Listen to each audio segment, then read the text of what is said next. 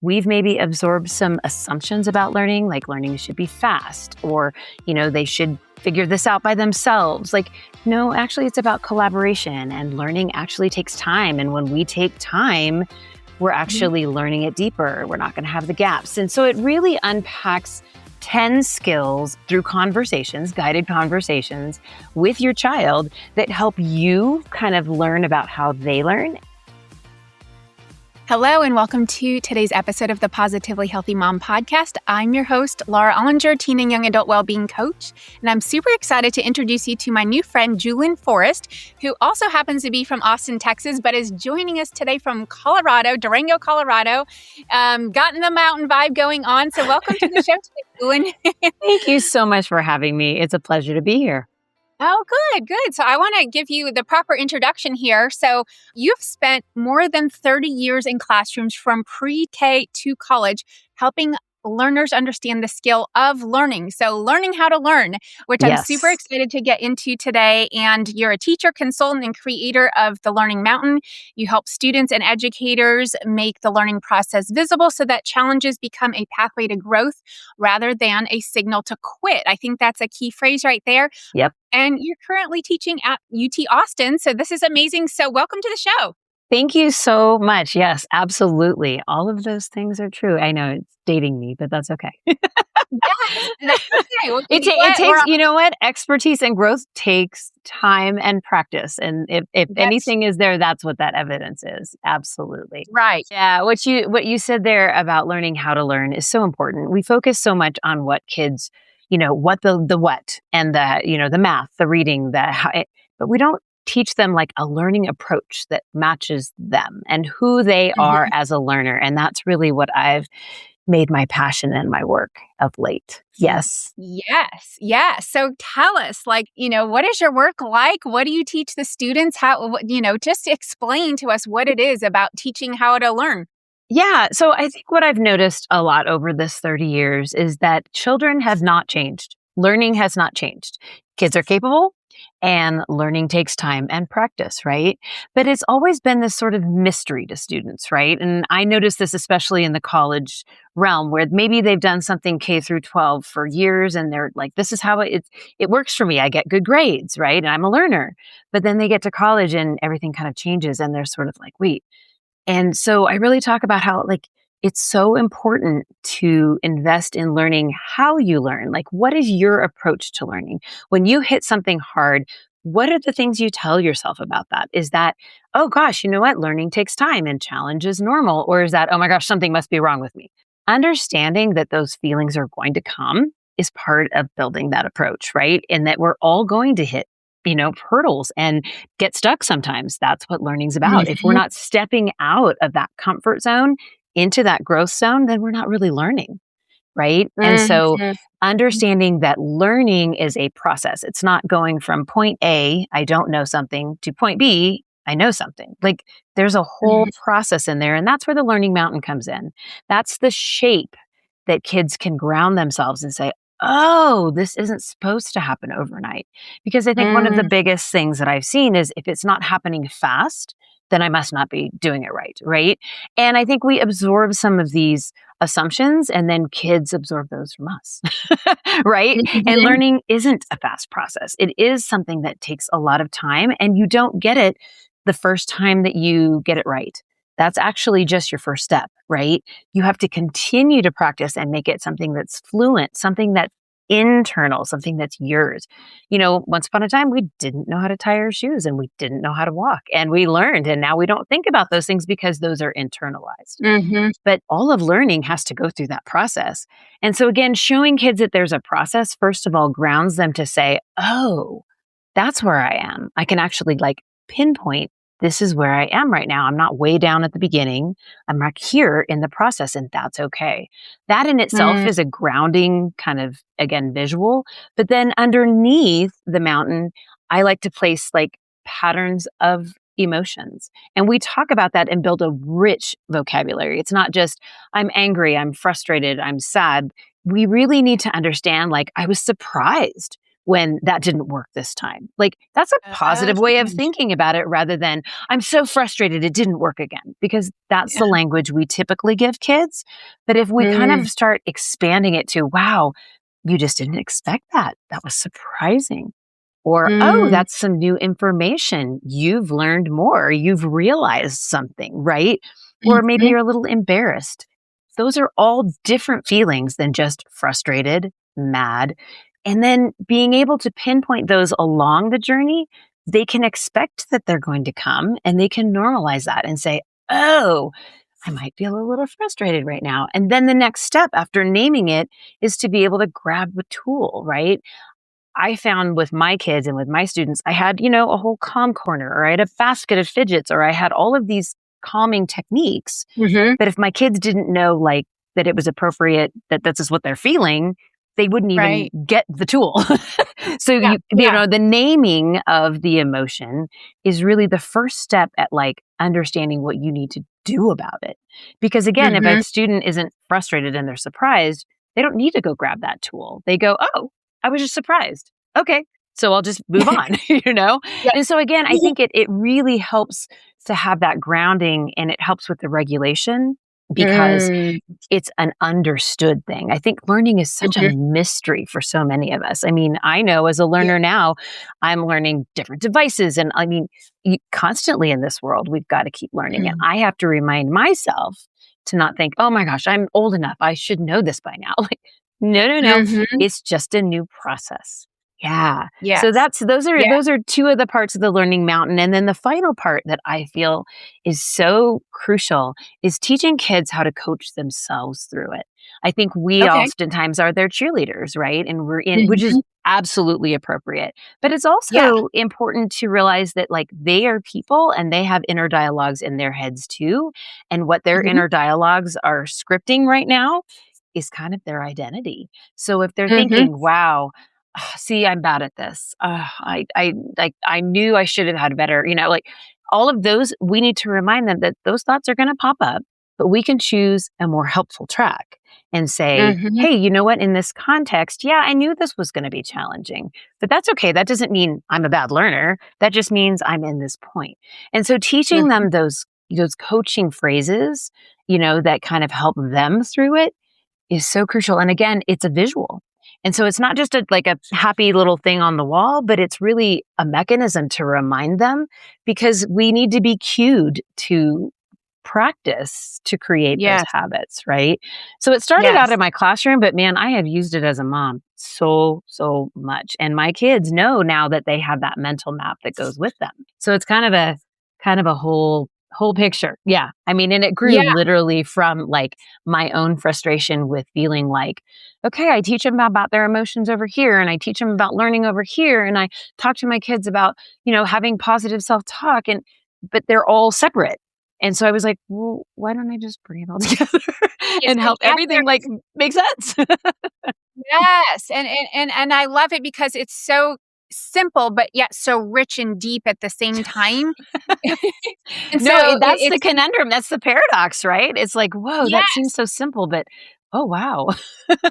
Right, right. And I just want to throw out there that I can completely identify and I want to kind of create this space for the moms who are listening today about having empathy for your learner, empathy for your child, because so many times moms are like, get it done, or why don't you get it, or what's your problem, or why can't you do it right? And so we're we're inadvertently adding to the problem, right? Like we're kind of like creating these negative feelings, and then that's going to shut the brain down even more. They're not going to be able to Yes. take themselves through those steps, or we're not going to be, if we don't know these steps, we can't guide them through. So kind of just like creating space that like learning is a process and that learning is challenging. And I can 100% relate in my own life because in my actually early 40s, went back and got a master's degree. I'm now currently getting a PhD.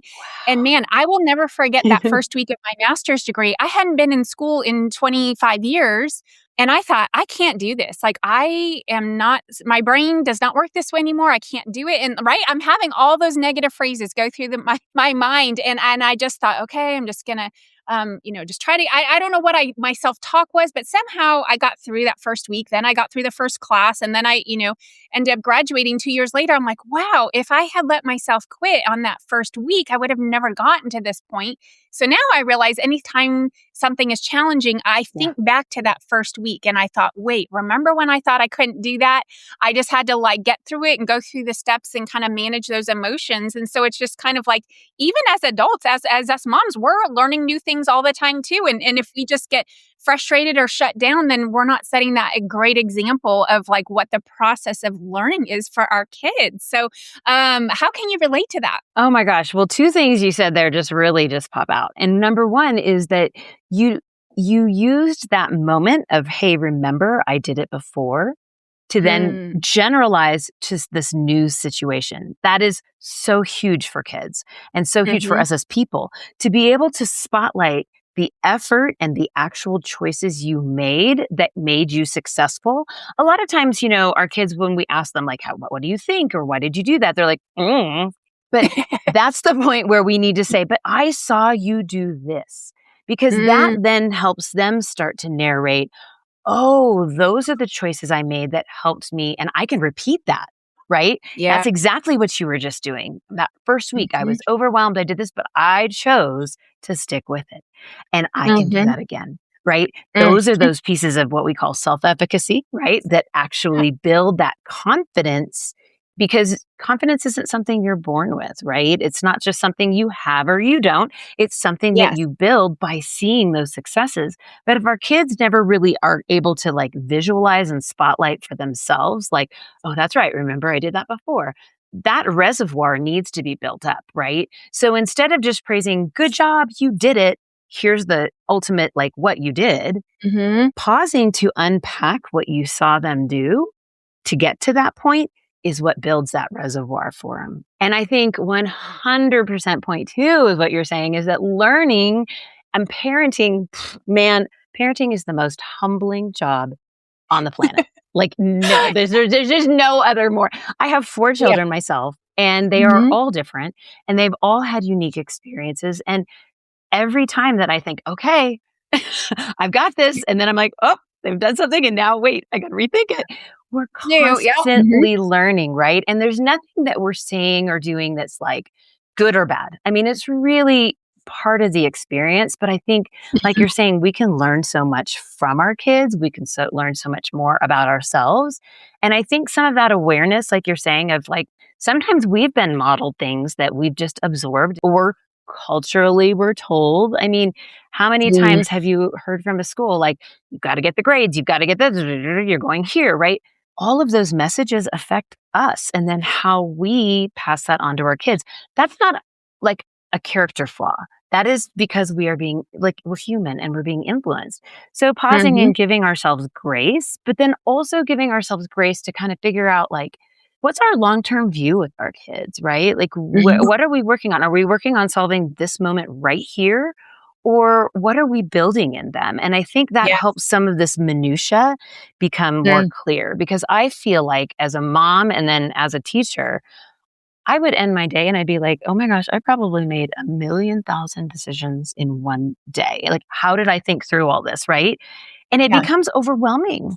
But I think, Mm. again, I kind of got myself like, hey, this is what I want my kids to do. I want them to be capable. I want them to be able to take care of themselves, to take care of others, to be kind, right? And then I could kind of think through some of these other moments and I could say, okay, so how does that fit in with that bigger plan? But Yeah. I think it really, Mhm. it's that giving yourself grace that you know your kid, you know yourself, and that we're always learning. I always come into a situation and I'll ask my kids, hey, do you want me to listen right now? Or do you want me to, what do you need from me? Because I am Yes. learning.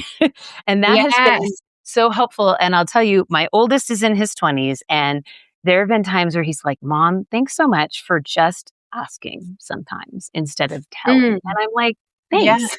And that really like, whew, okay, I may not have all the answers. I don't, and so if I'm Mhm. asking, it doesn't show that sign. It's not a weakness. It's really showing that you're curious about them and curious about new ideas and open to who they're becoming. Yes, yes, and I love this idea of giving yourself grace, but it's expanding the grace to them too by asking questions, and what I really see that is kind of removing judgment Ugh. because, judgment is the first thing that's gonna shut everybody down, right? When we're judging ourselves, when we're judging our children, it's just shutting everybody down, and so by asking curious questions, staying open, kind of giving ourselves that as well, then it's kind of just more of a flowing process, it stays open, and that's where we can then make that progress and make the connection and hopefully move forward with that, whatever it is that we're learning or doing or communicating. I love that. Noticing, not judging, right? Getting Mhm. descriptive rather than a judgment. Because again, we know how it feels to be judged and we don't, that's again, like you're saying, that shuts us down. But the Mhm. idea of noticing and then saying, wow, I'm getting more information or my ideas are growing and changing. Not that, I have to, I think sometimes we construct sort of expectations and models. And then when something happens around us, we then confirm with, oh, see, this is happening, and instead we should be like, Yes. wait a minute, let me take in this information, see what Mhm. I feel about it, and then I can go forward, right? I'm just noticing Mhm. that it's new information rather than, Yeah, no, this information is wrong and it should not come at me.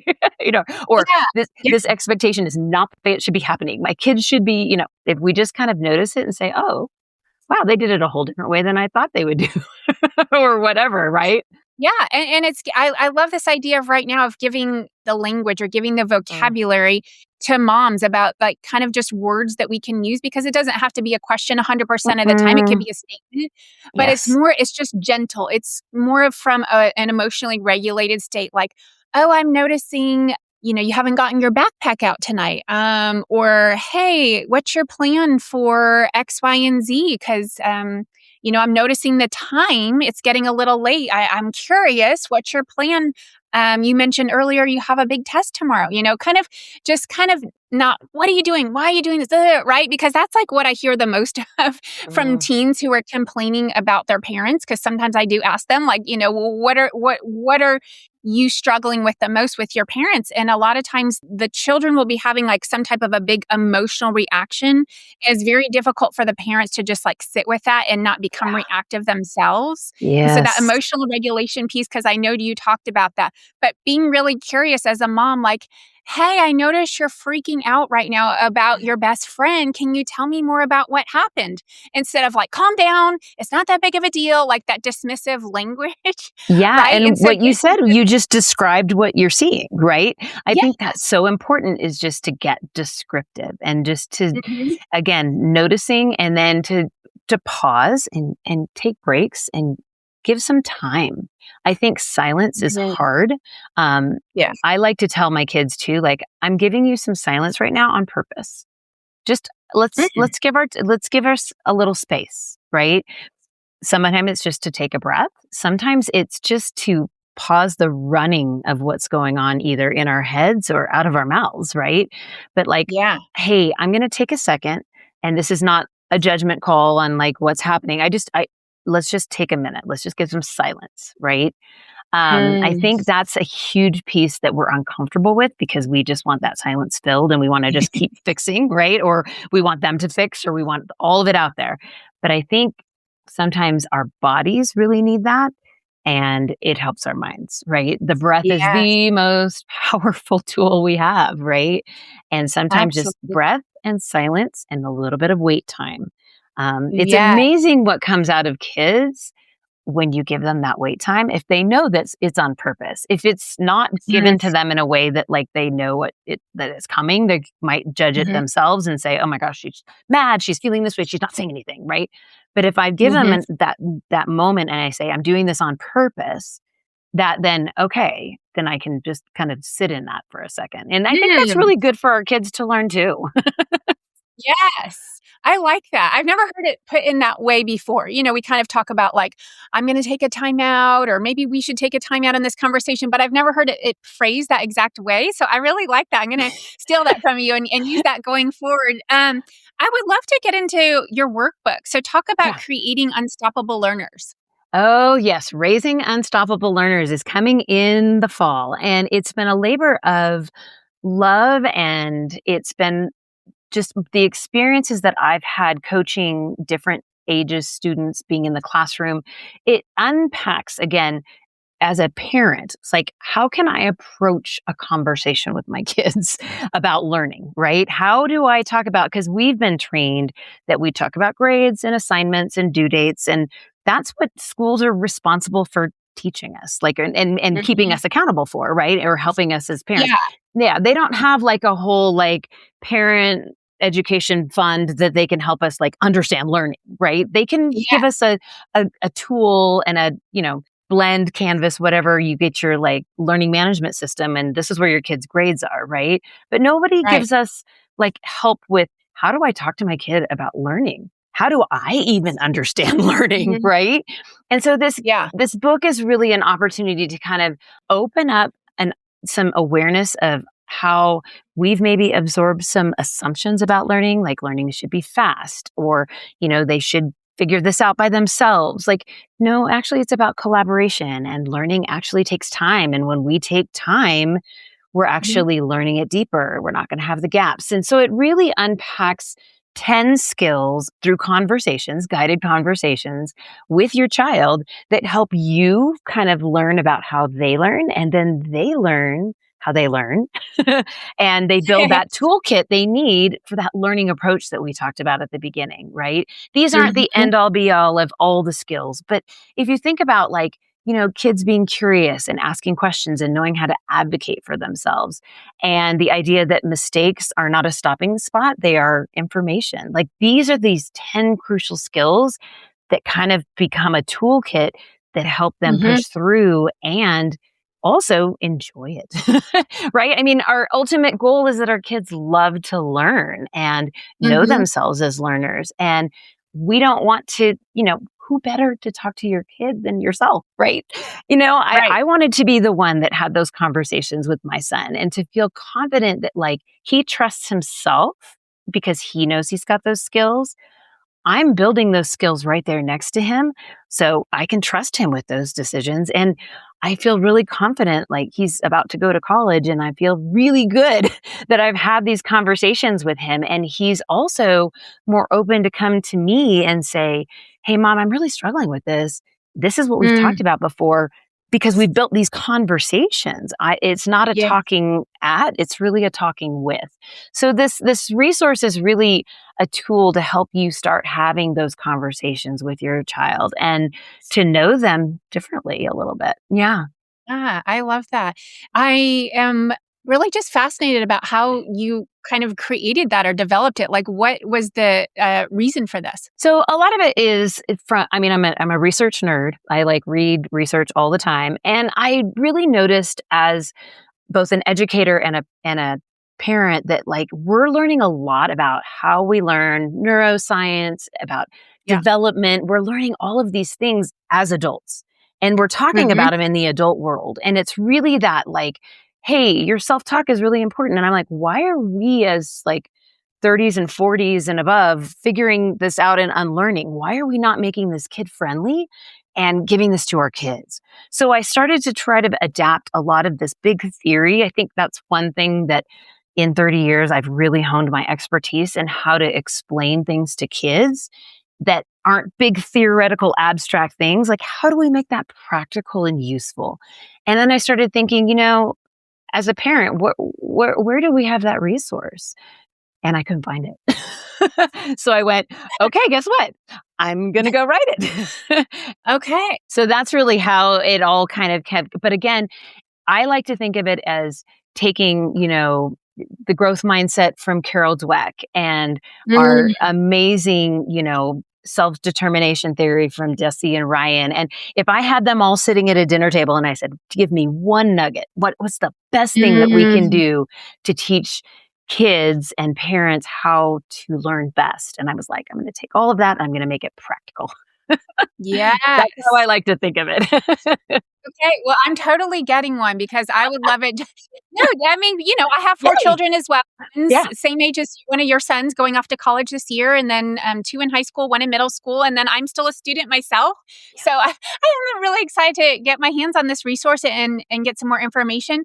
One last question that's come up to me, and it's not your specific niche per se, but I'd be Yeah. curious just because you've had 30 years of experience.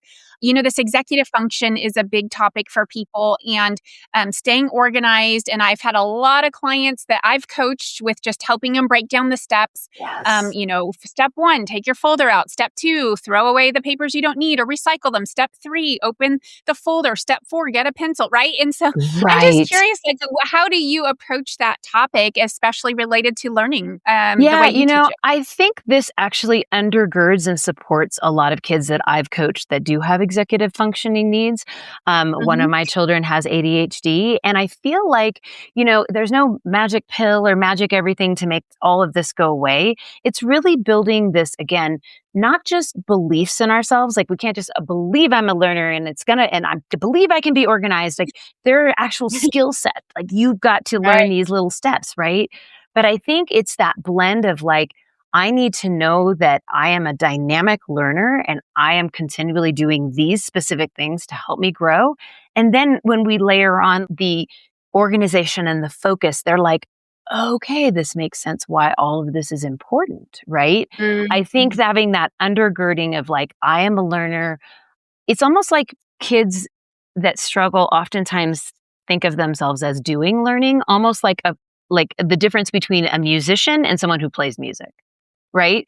Like if you see yourself as a musician, you see all of these pieces as something that you're part of. This is me making music, right? But if you play music, well, if this doesn't quite go right, I'll just kind of, And so again, if a learner can really build this approach and this identity as I know how the process works, I know how my emotions work with this, then they start to see learning not just something they do or Mhm. school as just something they do.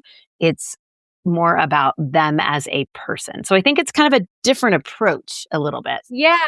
Yeah, I love that. Well, and it's also just kind of, well, A, it's identity based, but B, it's like holistic. And I Yes. can imagine that, like, this analogy that you had of the musician works really well for an athlete or Yes. Yes. a theater person, right? Like, you need to set yourself up completely. Like, you need to sleep well if you're an athlete. You need to eat well. You need to do the training. You need to make sure you have your uniform clean. Like all the little baby steps that go into performing well at the Yes. game or on the stage or, fill in the blank if you're a cheerleader, whatever that might be. But it's all those baby steps. And so, like, supporting those as a person who is this person, right? Yeah. You said it beautifully. Yes, 100%. Yes. Yes. Awesome. Oh. Okay. So, how can people find you and your Oh, workbook? great. I am on Substack. I am on Facebook and Instagram, but my website is autonomylearning.com. Would love to talk to any and everybody about what I'm doing and how I can support. And yeah, I'm excited. Well, one last question there. Yeah. When you work with families, Yeah. what does that service look like, just so people would know what to expect? Yeah. So, it's really flexible to what their families needed. I have a few different coaching packages. Sometimes I work with Okay. groups of families that come together, or I like to work, one on one with kids as well. Okay. So it's really on the website, there's a couple different ways that we can do it. But I'm really, because this is a, one woman show and I'm really the one doing it, I can be much more flexible with what the need is. So. Fantastic. Julen, thank you so much for your time. Amazing conversation. Oh, thank you Enjoy the so much, rest of your Laura. beautiful school vacation before you get back to hot Texas. Yeah, it's ending quick. Thank you, Sounds good. Laura. Thank you. Bye. Bye. When you get a chance, please go to the show notes and click on the link ratethispodcast.com/tphmom to give my podcast a rating and review. And if this episode resonates with you, be sure to share it with your mom friends who are going through the same things. Be sure to tune in for next week's conversation. Until then, keep up the good work.